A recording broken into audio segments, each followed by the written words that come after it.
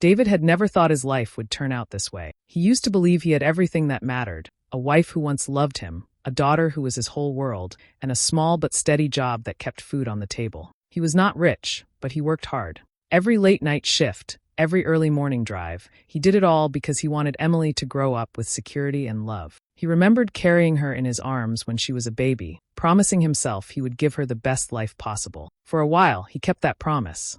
He was present at every school play, every doctor's appointment, and every birthday. He was the one who taught Emily how to ride a bicycle, running behind her in the park until she could pedal on her own. She used to laugh and call him her hero. Those were the years when David thought nothing could ever break the bond between them. But things started to change between him and his wife, Karen. At first it was little arguments, about money, about bills, about the stress of life piling up. David lost his job during a company downsizing, and though he searched, it took him months to find stable work again. Those months were heavy. He felt ashamed, less of a man, and Karen made no effort to hide her disappointment. She grew colder, angrier, blaming him for their struggles. By the time David found another job, the damage was already there. Karen's heart had shifted. She began to spend more time outside the house, dressing up more than usual, speaking less to him. The fights became louder, crueler, until one day, she simply said she was done. Divorce papers came soon after, and with them, the battle that broke David's spirit the most: custody over Emily. He fought. He showed up in court with trembling hands, telling the judge how much he loved his daughter, how he wanted to be part of her life. But Karen was clever. She painted him as unstable, a man who couldn't provide, a man who had failed his family. Mark entered the picture not long after. He was everything David wasn't at the time: wealthy, confident, successful. The court leaned toward stability, and Emily stayed mostly with her mom. David was granted visitation, but it was never the same. Sometimes Karen would cancel at the last minute, saying Emily was busy. Sometimes Emily would arrive quiet and withdrawn, almost as if she had been warned not to talk too much about her life with her mother. David tried to make every moment count, taking her out for ice cream, helping her with homework, telling her stories at night when she still agreed to sleep over. But as years passed, those moments grew fewer. Mark, with his polished suits and easy charm, slowly became the man Emily looked up to. He bought her expensive gifts, paid for school trips, and always had the perfect words ready. David couldn't compete. His love was steady but simple: books, walks in the park, secondhand clothes when money was tight. He could see the distance forming in his daughter's eyes, though she never said it out loud. Depression crept in. There were nights David sat alone in his small apartment, staring at the empty chair across from him. He replayed the sound of Emily's laughter in his head, just to keep himself going. Sometimes he would write her letters, long letters full of stories, advice, and reminders of how much he loved her. He mailed them faithfully, but rarely got a reply. He told himself she was busy with school, or maybe shy about writing back. What he didn't know was that some of those letters never reached her at all. Still, he refused to give up. Every birthday, every holiday, he showed up with a small gift, no matter how modest.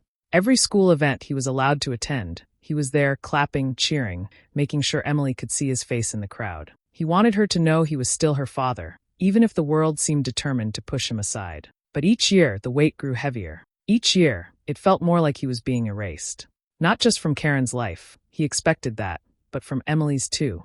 And the ceremony was over. Students and families filled the courtyard, balloons floating in the air, cameras flashing as parents hugged their children. David pushed through the crowd slowly, his hands shaking, clutching the small wrapped box he had brought for Emily. Inside was a silver bracelet, nothing fancy, but engraved with words that meant everything to him. "Forever, my little girl." He had saved for months just to buy it. He spotted Emily standing with her friends, her graduation cap tilted to one side, her smile bright as she posed for pictures. He stood back for a moment, just watching her. Pride filled his chest, so strong it almost drowned out the pain he had felt earlier when she thanked Mark instead of him. Maybe, he told himself, she was just nervous on stage. Maybe now, in private, she would remember him. He took a deep breath and walked toward her. "Emily," he called softly. She turned, her smile fading when her eyes met his. For a moment, David saw the little girl she used to be, the one who would run into his arms. But now she only crossed her arms over her chest, her expression stiff. "Hi, Dad," she said flatly. The word Dad sounded heavy on her tongue, almost forced. David swallowed hard, ignoring the sting in his chest. "Congratulations, sweetheart.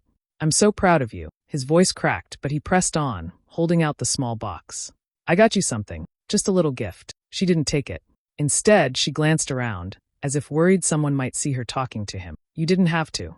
"I wanted to," David said quickly. "Emily, I know things haven't been easy. But I've never stopped thinking about you. Not for a single day. Her eyes narrowed, her voice sharper now. Then where were you?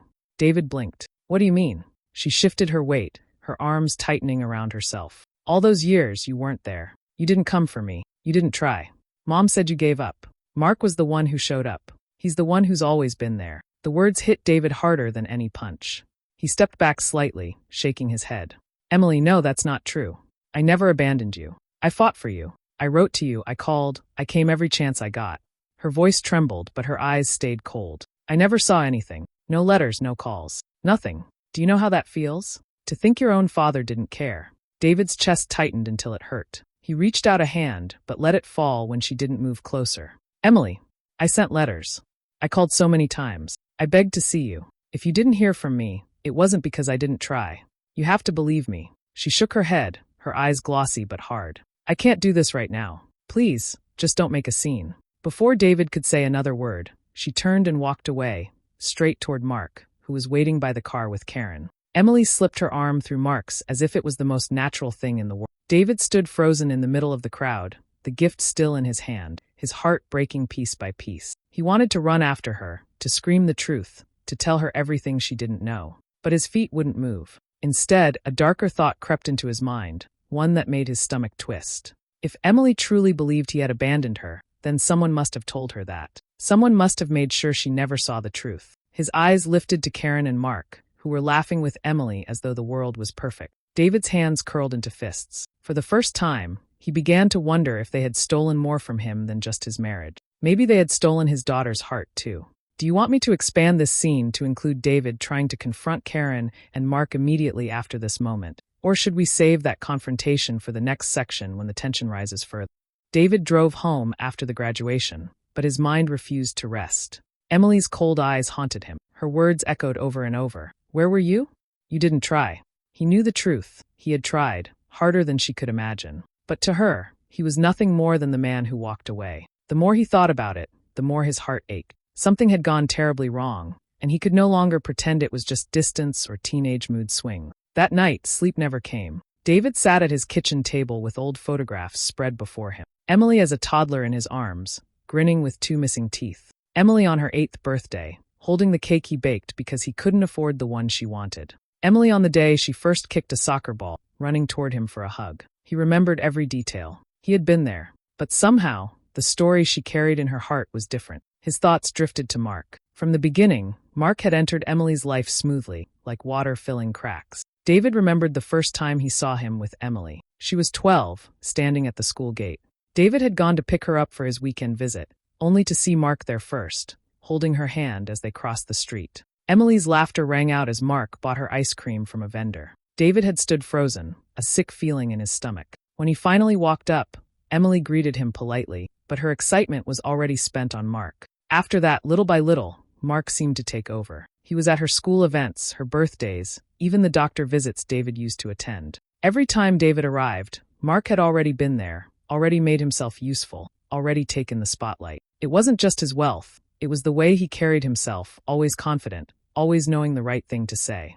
And then there was Karen. She had never forgiven David for his struggles. She twisted every hardship into proof he was a failure. He recalled one afternoon when he came to pick Emily up. He had just lost another job, but he was determined not to let it show. Karen met him at the door, her arms crossed, her voice sharp. She doesn't need a father who can't hold himself together. Mark can provide stability. You only bring disappointment. Emily had stood nearby, silent, her eyes wide. David tried to smile at her, tried to keep the moment light, but the damage was done. Words like those don't just disappear. They plant seeds. Worse still were the letters. David wrote so many. Pages filled with encouragement, with memories, with love. He slipped in jokes only Emily would understand. He always ended them with love, Dad. Forever. He trusted Karen to pass them on, or he sent them to the house by mail. When Emily said at graduation she never saw them, his chest felt like it would burst. That could only mean one thing. Karen had hidden them. Maybe she tore them up. Maybe she threw them away. Either way, she had stolen his voice from his daughter. Guilt weighed on him too. He wondered if maybe Karen was right in some way. He had been weak during those dark years. Depression had swallowed him, and there were days he could barely pull himself out of bed. Maybe Emily had felt that absence. Maybe she thought his silence meant he didn't care. The guilt burned, but the anger burned hotter. because Karen had taken those weak moments and exaggerated them, turning him into a villain. Emily's side was clear now in his mind. She believed what her mother told her. She believed what she saw, Mark always present, David sometimes absent. She believed she was unwanted because that was the story fed to her. The tragedy was that the story wasn't true, but it was the only one she had. Days passed before David could no longer keep his silence. He decided to confront Karen and Mark. He told himself it wasn't about fighting, it was about truth, about standing up for himself as a father. He went to their house one evening, unannounced. The large home looked even more intimidating than usual, its lights glowing warmly, a picture of success. David's hands shook as he rang the bell. Karen opened the door, her face tightening at the sight of him. "What are you doing here?" she asked coldly. "I need to talk," David said firmly. "To both of you." Mark soon appeared, his expression calm, almost amused. "David, this isn't a good time." "It's never a good time, is it?" David shot back. His voice trembled with anger. "Emily thinks I abandoned her. She thinks I never tried. And I know that didn't come from her. It came from you." Karen folded her arms. "Don't blame us for your failures. You weren't there, David. You disappeared when she needed you." "That's a lie," David said, his voice rising. "I wrote letters, I showed up. If she didn't get them, it's because you kept them from her." Karen's eyes flashed, but she didn't answer. Mark stepped in smoothly, his tone dripping with calm superiority. "Emily doesn't need to live in the past. She has me now. I've been the father figure she deserves. Maybe you should accept that." David's chest heaved, fury boiling in his veins. "You don't get to erase me. I am her father. You may have money, charm, and your perfect little life, but you stole what wasn't yours. You stole my place in my daughter's heart." Karen laughed bitterly. "Your place? You lost that all on your own." The words cut deep, but David saw it now, clear as day. This wasn't just bad luck, or mistakes, or life drifting apart. They had painted him as the villain, piece by piece, until Emily believed it. His voice broke as he whispered, "You turned her against me." Neither Karen nor Mark denied it. Their silence was louder than any confession. David left the house shaking, his heart shattered, but his mind sharper than before. For the first time, he realized the truth. He hadn't just been erased. He had been rewritten into someone he never was. And now, the only way to save his bond with Emily was to bring the real story to light. "Do you want me to let Emily overhear part of this confrontation, planting the seed of doubt now, or keep her discovery for the big twist in the climax section?" It happened a week after graduation. Emily had been cleaning her room, sorting through boxes her mother told her to throw out before she moved to college. Most of the boxes were full of old notebooks, childhood toys, and clothes that no longer fit. But at the very bottom of one, hidden under a pile of papers, she found a small shoebox taped shut. Curious, she pulled it out and tore off the tape. Inside were stacks of envelopes, neatly tied together with a rubber band. Her breath caught when she saw the handwriting. It was her father's. With shaking hands, she picked up the first envelope. The paper was worn, but the words were clear. "Dear Emily, I hope school is going well. I miss you more than words can say. Remember, you're always my little girl. Love, Dad." Her eyes blurred with tears. She grabbed another. And another. They were all the same, letters full of love, encouragement, and reminders that he was always thinking of her. Some had small drawings, others little stories about their memories together. He had never stopped writing. He had never stopped trying. Her stomach churned as realization set in. All those years she believed he had abandoned her. All those times she cried, thinking she wasn't wanted. The truth had been right here, hidden from her. Anger surged through her veins. She dug deeper into the box and found printed emails too. Messages he had sent to her mother, begging to speak to her, asking about her school events, pleading to just have one more day with his daughter. None of them had ever reached her. By the time she dropped the papers, her hands were trembling. The lies she had swallowed for years suddenly burned in her throat. She stormed downstairs, clutching a handful of the letters. Karen was in the living room with Mark, sipping wine and laughing at something on the television. "Mom!" Emily's voice shook as she held up the papers. "What is this?" Karen glanced at them, her smile faltering. "Where did you find those?" "In my room. Hidden. Did you hide them from me?" Emily's voice cracked, fury and hurt twisting inside her. Karen stood quickly, her face tightening. "Emily, listen to me." "No!" Emily shouted, her voice loud enough to silence the entire house. "All these years, you told me Dad didn't care. You told me he never tried. But he did. He wrote to me, he begged to see me, and you kept it from me." Mark set his glass down, his calm mask slipping for the first time. "Emily, you need to understand. Don't you dare." Emily cut him off, her chest heaving. She turned on him, her eyes blazing. "You let me call you Dad. You let me believe you were the only one who wanted me, when all along you knew the truth. You both lied to me." Karen reached out as if to touch her daughter's arm, but Emily pulled back violently. Tears spilled down her cheeks. Do you know what that did to me? Do you know how many nights I cried, thinking my father didn't love me? Thinking I wasn't good enough for him? You broke me. The room filled with heavy silence, broken only by Emily's sobs. Karen's face was pale, her lips trembling. I only wanted what was best for you. Best for me. Emily's voice was raw, sharp. You wanted what was best for you. You wanted to erase him so you could pretend this family was whole. You stole my father from me. You stole years I can never get back. Mark tried to step in, his voice low and smooth. Emily, you have to see it from our side. Your dad was struggling. Her scream cut through his words. He was still my dad.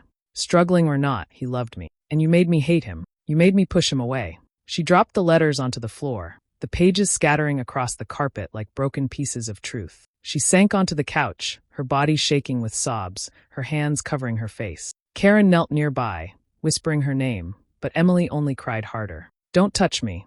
Don't say anything. I can't even look at you. The weight of her words crushed the room into silence. For the first time, Mark had nothing to say. Karen sat frozen, realizing that the lies she spun had finally snapped apart. Emily lifted her head slowly, her face streaked with tears, her voice hoarse but firm. I pushed away the wrong parent, and I don't know if I can ever forgive you for making me do that. The house felt cold, almost empty, even with all three of them inside. The lies had been dragged into the open, and nothing could cover them again. Do you want me to let David walk in during this explosive confrontation to make the scene even more raw? Or should we keep him separate and have Emily go to him? Emily showed up at David's apartment the next evening. He wasn't expecting her. He was sitting alone, watching the clock tick, when he heard the knock. For a moment, he froze, thinking it was just another delivery at the wrong door. But when he opened it and saw her standing there, holding a few of his letters in her hands, his breath caught. Emily, he whispered, his voice breaking. She didn't say anything at first. Her eyes were swollen from crying, her hands trembling. Then, without warning, she stepped forward and hugged him tightly.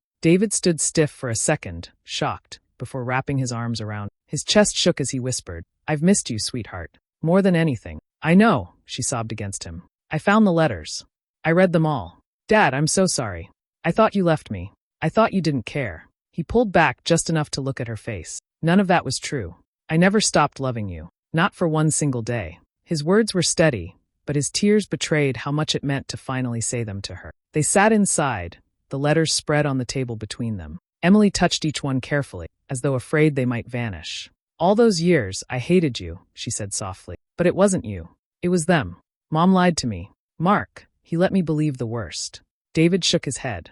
Don't waste your heart on hate. What matters now is the truth. You know it.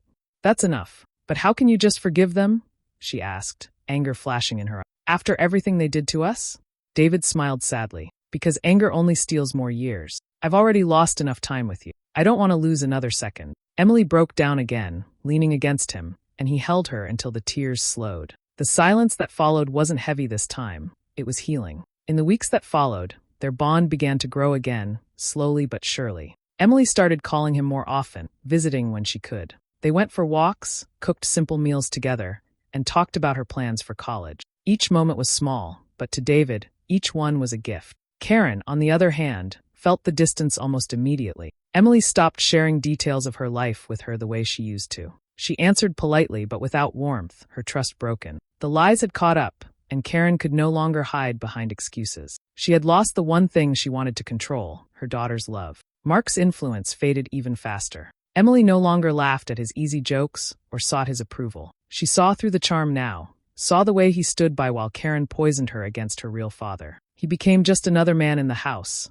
not the dad she once thought he was. David never gloated. He never said, I told you so. He didn't need to. His strength was in his quiet forgiveness, in the way he simply showed up, proving through actions what words could never erase. He knew healing wouldn't be instant. Trust takes time to rebuild. But each smile from Emily, each phone call, each simple good night, Dad, was proof that the cracks were slowly being mended. One evening, as they sat on a park bench watching the sunset, Emily leaned her head on his shoulder. I wasted so many years being angry at you, she whispered. David kissed the top of her head gently. Then let's not waste any more. The road ahead wasn't perfect, but it was theirs. And for David, that was enough. Do you want me to end the final section with a quiet, symbolic moment, like Emily calling him Dad in full for the first time in years? Or should we go for a more powerful closing line that lingers with the audience?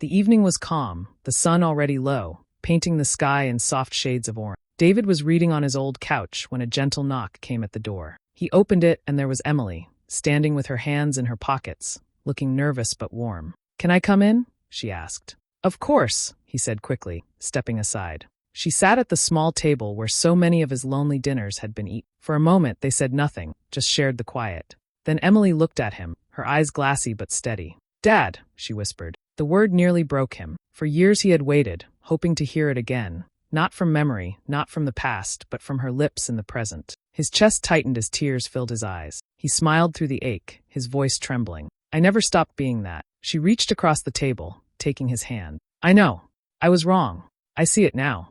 Neither needed to say more. The silence between them wasn't painful anymore. It was healing. The years of distance, of lies and misunderstandings couldn't be erased, but in that moment they no longer mattered. What mattered was that she was here, and she had chosen to call him by the name that belonged to him. When she left later that night, David stayed at the door long after, staring into the quiet street. His heart was lighter than it had been in years. He realized he hadn't lost his daughter after all. He had only been waiting, for the truth to rise, for the lies to crumble, for her to find her way back. And now she had. Hey besties, thanks so much for watching till the end. If you enjoyed this story about love, lies, and a father's redemption, don't forget to like, share, drop a comment, and of course, subscribe for more powerful stories. Your support means everything and keeps these dramas coming your way. See you in the next one. Another tale that will touch your heart and keep you hooked till the last word. Bye.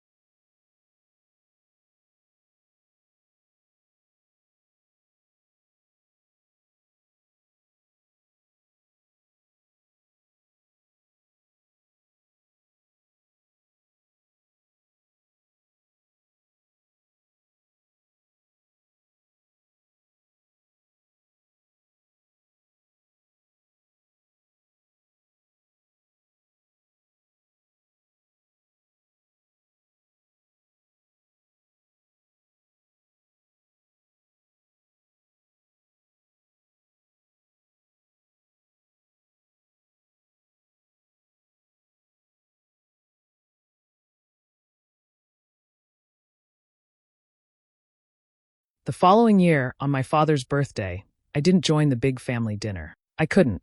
The thought of sitting at the same table where I had once been humiliated was too heavy. Instead, I chose something quieter, something just for us. I bought a small cake and went to my parents' house early in the morning. My father was sitting on the porch, a blanket around his shoulders, looking out at the garden. When he saw me, his face lit up with a gentle smile. "Happy birthday, Dad," I said softly, placing the cake on the table beside him. He reached for my hand, his grip weak but warm. "Thank you, Elena. You didn't have to."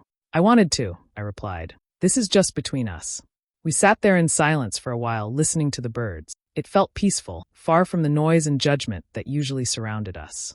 He finally spoke, his voice low but steady. "I'm sorry I didn't protect you more. I should have said something sooner." My throat tightened, but I shook my head gently. "It's okay, Dad. You don't have to say sorry. I understand. You were caught in the middle. But I've learned something. I can't keep waiting for others to stand up for me. I have to stand up for myself." He looked at me with pride, his eyes shining with a mix of sadness and relief. "And you have.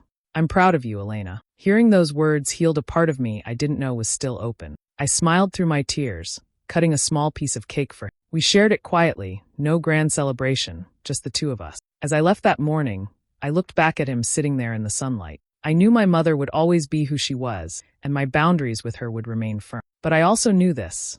I was no longer broken. I walked away with a lighter heart, whispering to myself, I am enough. I always was. Hey besties, thanks for staying till the end of this emotional journey. Imagine paying for your father's hospital bills in silence, only to be called a failure by your own mom. Painful, right? But sometimes, standing up for yourself is the greatest gift of all. If this story touched you, don't forget to like, share, drop a comment.